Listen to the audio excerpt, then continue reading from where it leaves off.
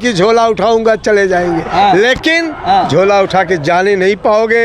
हम झोला देखेंगे कि उसमें क्या है। अच्छा। सब कुछ तो बेच दिया। मोदी जी से पूछना चाहता हूँ और योगी जी से पूछना चाहता हूँ, कितना चंदा उन्होंने मंदिर बनाने के लिए दिया है। ईमानदारी से जो राहुल गांधी को जिताते रहे हैं, पिछली बार बेईमानी किया है तब स्मृति ईरानी जीती है।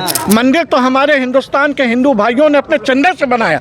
मैं सलाम करता हूँ अपने हिंदू भाइयों से को जिन्होंने अपनी मेहनत की कमाई से मंदिर बनाया। अब जुमला तो जुमलेबाज कौन करता है, कौन जुमलों का बादशाह है? मोदी। और वैकेंसियाँ निकलती हैं, एग्ज़ाम देने के बाद लीक हो जा रही हैं। हिंदू मुस्लिम, हिंदुस्तान पाकिस्तान, इस पे उतर आते हैं। ये विद्यालय में पढ़ें, विद्यालय में भी सिखाया गया है कि अगल बगल जितने लोग हैं वो भाईचारा के साथ रहें। ये मोदी से नाराज़गी नहीं है, उनकी कार्यशैली से देश की जनता को नाराज़गी है। भारत की एक पहचान है, हिंदू मुस्लिम सिख ईसाई, यही भारत की पहचान है। यही बहुत बहुत स्वागत है आपका। आप देखना शुरू कर चुके हैं द संपादक। मेरा नाम है अकरम। अमेठी में मौजूद हैं। यहाँ पर एक बड़ा चेहरा स्मृति ईरानी है और कांग्रेस से किशोरी लाल हैं। राहुल गांधी यहाँ से चुनाव नहीं लड़ रहे, क्या वजह है ये भी जानेंगे। इससे पहले मैं आपको बता दूं कि मेरे को कुछ ऐसे शख्स मिले हैं जो जात और धर्म से एकदम परे, उनको हम देख सकते हैं। सबसे पहले मैं आपको मिलाना चाहूँगा, कई सारे हैं, ये मुस्लिम हैं, ये पंजाबी हैं, सिख हैं और ये हिंदू हैं। क्या वजह है भैया आप तीनों एक साथ दिखाई दे रहे हैं? कौन बताएगा पहले, सबसे पहले किसके पास आऊँ? देखिए, ये जो है भारत की एक पहचान है, हिंदू मुस्लिम सिख ईसाई, यही भारत की पहचान है। यही भारत का जो धर्मनिरपेक्ष देश कहा गया है, इसीलिए कहा गया है कि सारी जातियाँ सारे धर्म एक साथ रहते हैं। क्या नाम है आपका? रणजीत सिंह सलूजा। आपका क्या नाम है? मोहम्मद हामिद रायनी। क्यों है इनके साथ ऐसे? क्यों, मतलब वोट बना के घूम रहे हैं, जानबूझ के ऐसा कर रहे हैं? नहीं, ऐसा नहीं संदेश दे रहे हैं? नहीं, देखिए, आज इस संदेश की सख्त ज़रूरत है। हम हिंदू मुस्लिम सिख ईसाई होने से पहले हिंदुस्तानी, एक भारतीय हैं और हमेशा से इस मुल्क में हिंदू मुस्लिम सिख ईसाई मोहब्बत और भाईचारे से रहता आया और हमारा ये देश हमेशा मोहब्बत और भाईचारे से बढ़ा है और बढ़ेगा। लेकिन आज भाजपा के लोग, खुद प्रधानमंत्री नरेंद्र मोदी जी आज वोट के लिए, सिर्फ सत्ता के लिए आज हिंदू और मुसलमानों के बीच नफरत पैदा हो, ऐसा वो बयान दे रहे हैं। बड़े शर्म का और दुख की बात है कि एक प्रधानमंत्री जो देश के सबसे बड़े पद पे आसीन है, इस तरह से मंच पर बयान दे। मैं माफ़ी चाह रहा हूँ, रोक रहा हूँ आपको। मैं आपसे इस बारे में भी बात करूँगा। थोड़ा सा पहले जानकारी और इंट्रोडक्शन ले लेते हैं। जी, नाम बताइए। जी, कोमलाक्ष गिरी। ये टीका वीका लगाए हुए हैं और क्या वजह है? जी, ये हमारे धर्म का पहचान है और साथ में घूम रहे हैं। और उसके बाद बचपन से हम लोग को ये संस्कार सिखाया गया। जब से हम लोग बचपन से ही विद्यालय में पढ़ें, विद्यालय में भी सिखाया गया है कि अगल बगल जितने लोग हैं वो भाईचारा के साथ रहें। अच्छा, आप अमेठी से ही हैं? जी जी जी, अमेठी। तो मैं पहला सवाल आपसे पूछता हूँ कि क्या रुझान है यहाँ का, क्या मुद्दे हैं चुनाव? यहाँ रुझान एक तरफा है कांग्रेस के लिए। कांग्रेस के लिए एक तरफा है और जो पिछली बार अमेठी की जनता ने गलती कर दिया था, बाय द वे एक्सीडेंटल इनको चुन लिया था, तो उसका खामियाजा यहाँ की जनता भुगती। खामियाजा ये भुगती कि राहुल गांधी जी ने यहाँ पर ट्रिपल IT दिया था, मेगा फूड पार्क दिया था। इनके आने के बाद वो सारी चीज़ें जो है वापस हो गई, बंद कर दी तो गई। मुझे लग रहा है आप तीनों की एक ही राय है कि कांग्रेस ही आनी है। जी, 100%। और राहुल जी मोदी से क्या नाराजगी आपकी? देखिए, मोदी से नाराज़गी नहीं है, उनकी कार्यशैली से देश की जनता को नाराज़गी है। उन्होंने 5 साल 10 साल उनकी हुकूमत रही, किया कुछ नहीं, ना किसानों के लिए कुछ किया, ना बेरोजगारों के लिए कुछ किया, ना गरीबों के लिए कुछ किया। तो मंच से क्या बताएंगे? 70 साल में जो कांग्रेस ने यहाँ काम किया था, विशेषता आप अमेठी देख लें, कितनी फैक्ट्रियाँ राजीव जी लाए, कितने रोजगार लाए और पूरे देश में कांग्रेस ने एक देश का ढांचा खड़ा किया। इनके पास करने को कुछ नहीं था, इन्होंने अडानी अंबानी के हाथ पूरा देश बेच दिया। अब जब मंच पे ये जाते हैं तो बताने के लिए कुछ है नहीं, तो फिर ये सीधे हिंदू मुस्लिम, हिंदुस्तान पाकिस्तान, इस पे उतर आते हैं। इसलिए उतर आते हैं कि भावनाओं को भड़का के ये वोट पाना चाहते हैं। लेकिन हम बताना चाहते हैं आपके चैनल के माध्यम से, हम यहाँ हिंदू मुस्लिम सिख खड़े हैं, पूरा देश का हिंदू मुस्लिम सिख। नाम कर दिया मोदी जी ने देश का नाम कर दिया मोदी जी ने विश्व में, भारत का। क्या कहेंगे?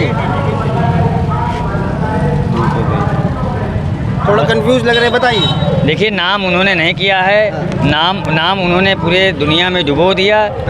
अभी तक भारत की पहचान ये होती थी कि हिंदू, मुस्लिम, सिख, ईसाई, भारत एक ऐसा देश है जहाँ सारे धर्म के लोग, सारे वर्ग के लोग सुख शांति से रहते हैं। इनकी सरकार आने के बाद विदेशों के लोगों ने भी देखा कि किस तरह इन्होंने हिंदू मुसलमान करके जो एकता थी उसको खंडित कर दिया है। कई घटनाएं ऐसी हुई हैं कि विदेश के अखबार वालों ने इस चीज़ को लिखा है कि नरेंद्र मोदी जो है भारत में जब से पीएम हुए हैं इन्होंने सिर्फ नफरत फैलाया है। उन्होंने अभी अमेरिका की एक रिपोर्ट आई थी, अखबारों के माध्यम से हमने पढ़ा।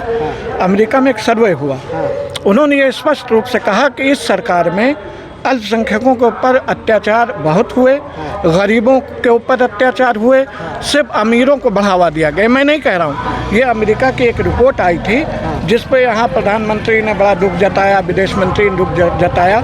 ये अमेरिका जाते हैं, गले मिलते हैं बाइडन से, अमेरिका की तारीफ करते हैं, और जब अमेरिका कोई आलोचना इनका करता है तो उसकी उनको दुख होता, कहते हैं ये तो हमारा अंतरिम मामला है। चीन थर-थर काँपता है मोदी से, थर-थर काँपता है चीन। लद्दाख पे कब्जा है पूरी तरह। अभी उस पर तो न मीडिया इसको दिखा रहा है। राहुल गांधी जी लगातार इस पे बहुत बोल रहे हैं कि हमारी ज़मीनें कब्जा कर ली गई हैं, लेकिन प्रधानमंत्री मोदी जो हैं मीडिया के सारे उस मुद्दे को घुमा दिए हैं।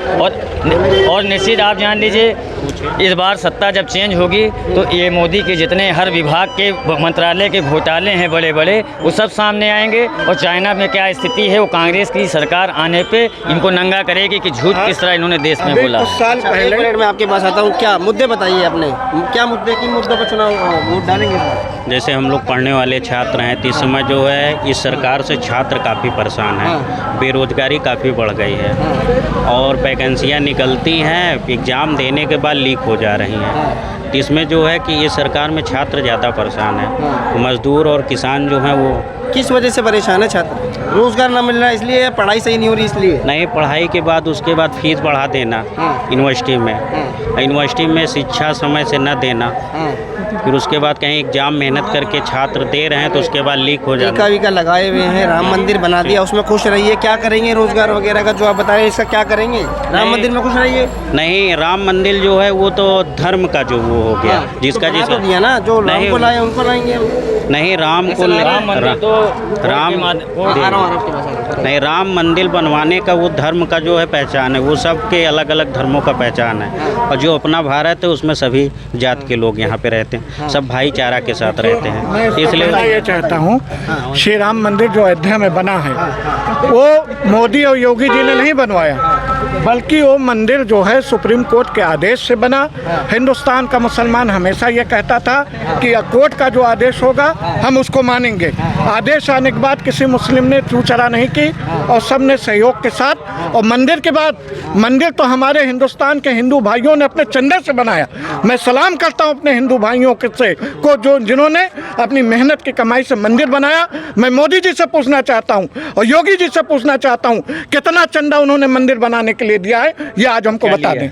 बताइए जी, कुछ कह रहे थे आप? हम ये कह रहे थे कि जो राम मंदिर आपने कहा कि बना दिया है, हम कहते हैं कि भगवान राम को किसी की हैसियत नहीं है कि भगवान को लाने की उसकी औकात हो। लोग तो यही कह रहे हैं जो राम को लाए हैं हम उनको लाएंगे। नहीं, तो जो लाए हैं वो सुप्रीम कोर्ट के आदेश पे उन्होंने बना है वो, और सुप्रीम कोर्ट के आदेश को सभी धर्म के लोगों ने उसकी सराहना किया है। भाई जो फैसला आया उसकी सराहना किया है, तो कहाँ से ये ले आए? ये बात क्यों नहीं करते हैं विकास के नाम पे? ये क्यों नहीं बात करते हैं बेरोजगारी के नाम पे? ये क्यों नहीं बात करते हैं महिला की सुरक्षा, क्यों नहीं उसके नाम पे क्यों नहीं बात कर रहे हैं? क्यों ये खाली मंदिर मंदिर? 80 करोड़ लोगों को राशन दे तो रहे हैं। राशन, अच्छा, खाद्य सुरक्षा बिल लाया कौन था?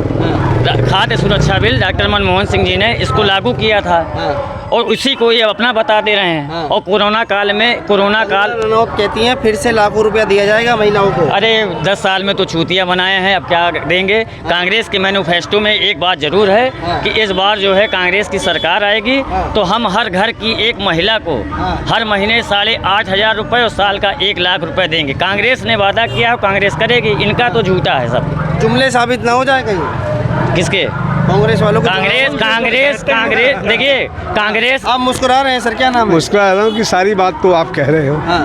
और जुमला तो जुमलेबाज कौन करता है? कौन जुमलों का बादशाह है? मोदी। अब पूरी तरह से हिंदुस्तान के लोग ये निर्णय कर लिए कि सरकार बदलेंगे गठबंधन की सरकार लाएंगे, ये निश्चित हो चुका है। 50-50 है, कांटे की टक्कर बताई जा रही है अमेठी के अंदर। कह रहे स्मृति ईरानी वापस आ यहाँ रही कोई है। लड़ाई कह रहे बहुत डेवलपमेंट। यहाँ कोई लड़ाई नहीं है, स्मृति ईरानी से पूछ लीजिए।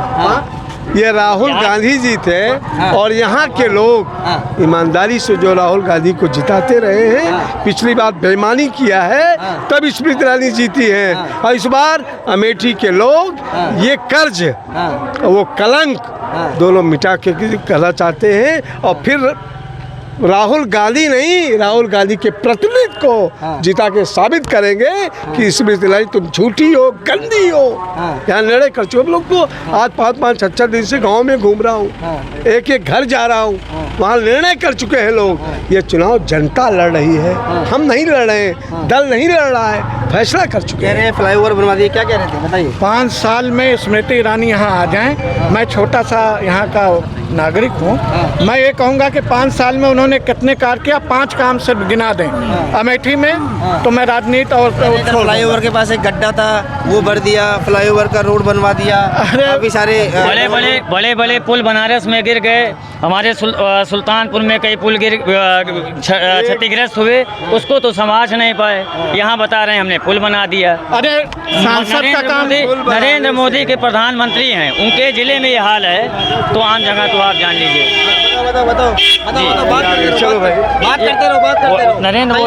नरेंद्र मोदी क्या बनाएंगे, हमारा ये कहना है। तो इनका जितना है पुल उल सब कहने की बात है, कुछ नहीं किया उन्होंने। हमने फिर कहा कि मेगा पार्क था, उनको उन्होंने वापस कर लिया।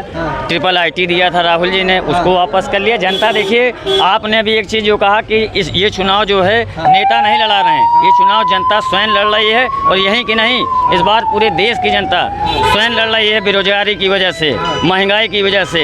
इस बार हमको लगता है नरेंद्र मोदी का बुरी बिस्तर बंद गया। अच्छा हाँ, बताइए क्या कह रहे थे। आप कह रहे फ्लाईओवर, सड़क, इसकी बात कर रहे हैं। ये बतावें कि इस 10-5 सालों में इन्होंने किया क्या?